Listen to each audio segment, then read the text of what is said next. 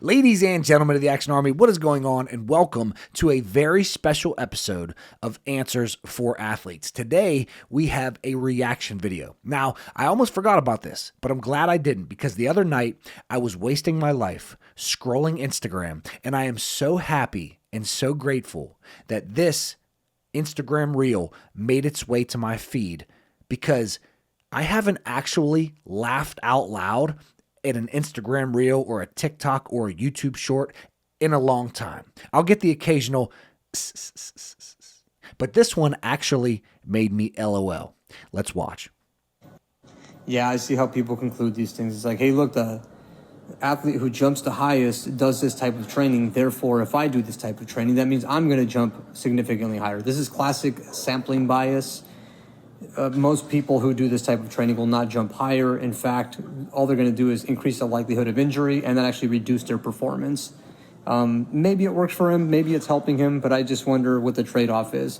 For whatever it's helping him with, how many other things are being damaged? I could get him to jump higher way better. It's the last statement that does it for me. It's the last thing that he says. Everything up until then is like, okay, first of all, he's talking about John Evans and Isaiah Rivera. So when you think about the best coaches, like the best minds when it comes to like increasing your vertical jump, for me, I think of John Evans, Isaiah Rivera, THP Strength. I think of Jump Science. I would throw PGF Performance up there. Like, I would like to think that I know a little bit about vertical jump training, obviously, but TheLeverKing, none of us compare to TheLeverKing. TheLeverKing can take Isaiah not from a 50.5 to a 51. If he was training Isaiah, he'd probably get him to like a 55, somewhere around there. So I actually want to break this down line by line because, and like we can start with the last line, saying that you could get Isaiah to jump higher way better is just complete bonkers. Like that is the statement that made me laugh out loud. So much that I actually messaged John Evans and I said, in quotes, lol, lol, lol, lol, lol, lol, lol, lol, lol. I can get him to jump higher way better. This killed me. This fucking killed me. I needed a good laugh. That was insane. Back to, I want to go over this. And so he's actually right at the beginning. He is correct. You often get coaches and trainers. This is why I hate Instagram and YouTube shorts. Like, you can only pack so much information in such a short period of time. Like Instagram Reels, I think 90 seconds you got. YouTube Shorts, maybe 60 seconds. TikTok, I think 60 to 90 seconds. I don't really use TikTok that much, but it's so easy to take things out of context because you don't have much time. So John Evans and Isaiah Rivera probably showed Isaiah doing, super maximal eccentrics. And then they said, this is what Isaiah does to jump higher. And then it gets taken out of context.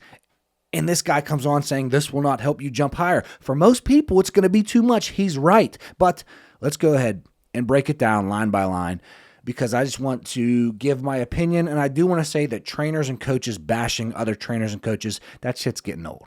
Like, we, as a culture, we need to stop that shit.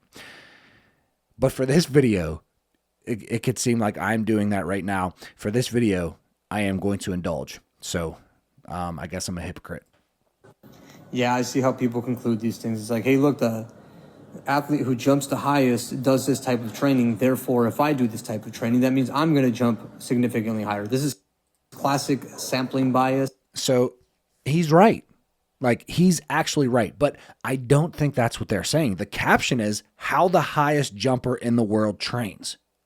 I don't know what the actual caption said to this video, but how the highest jumper in the world trains, it doesn't say do this to jump your highest.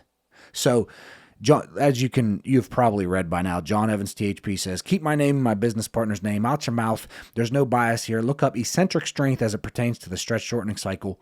Goober. Had to throw the goober in there. Or maybe how to stiffen tendons or type 2 fibers. No, this isn't for everyone. That's why I don't give it to everyone. So I will say, and let me know down below if you want me to do a full video on supra maximal eccentric training because it's definitely not for everyone. However, it's for Isaiah. At a 50.5 inch vertical, you need, like, I think TheLeverKing, he says all that he's going to do is cause more damage, or like the whole goal is to cause damage, to force the body to adapt. Anyways, it's just somewhat baffling to me at this point. Stop taking my coaching out of context. And if you think you can make them jump higher, please elaborate. If your goal is to get more views, you're going about it the wrong way.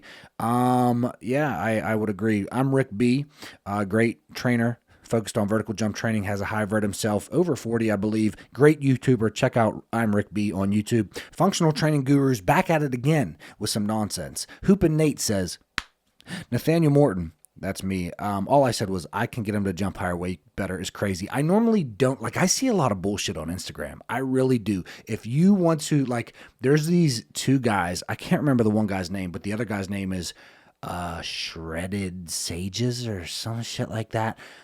But his entire page is meant to be like rage bait, and it is really good. And I found myself wanting to comment so many times on his videos, but I'm like, that is the trap. Don't comment. But for this one, I felt the need to comment because I can get him to jump higher way better.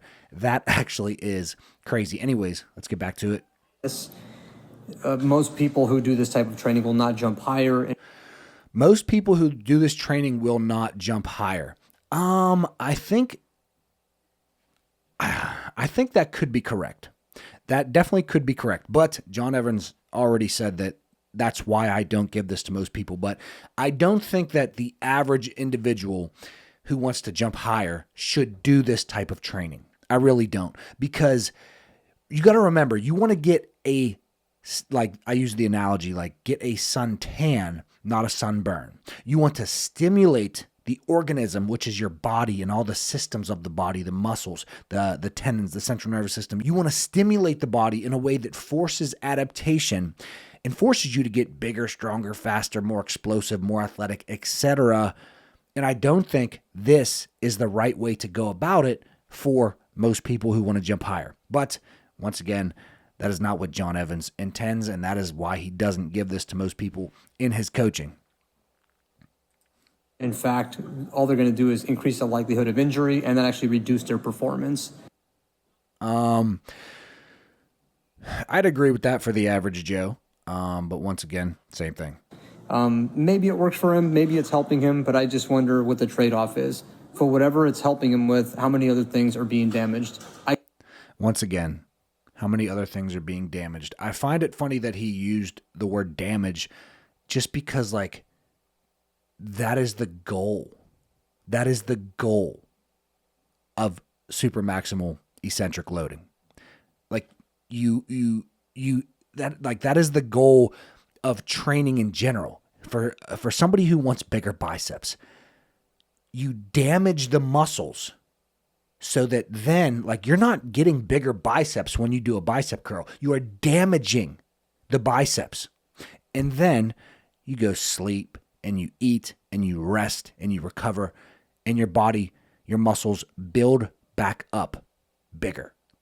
That, like, the whole goal is muscle damage. So I can get him to jump higher way better. There's that statement again. I can get him to jump higher way better is just complete hogwash. It is just bonkers. It is just blasphemy. So yeah, there you have it. I just wanted to share this one with you guys because this one was rich. This one was definitely rich. But if you want me to do a full video on super maximal eccentric loading, I can do that. But the basics are, as you see, Isaiah is lowering. He's doing the eccentric portion of a front squat with over 100% of his 1 rep max. So it is more weight than he can lift concentrically. So you lower with more weight than you can lift concentrically. So tension on the muscles as they are lengthening. And then he has two buddies, John Evans and one other guy, who are taking the plates off so he can do the concentric, and then they put them back on so he is getting reps of over 100% of his 1 rep max for that eccentric portion of the lift. I think that you should do regular eccentrics before you get into super maximal eccentrics.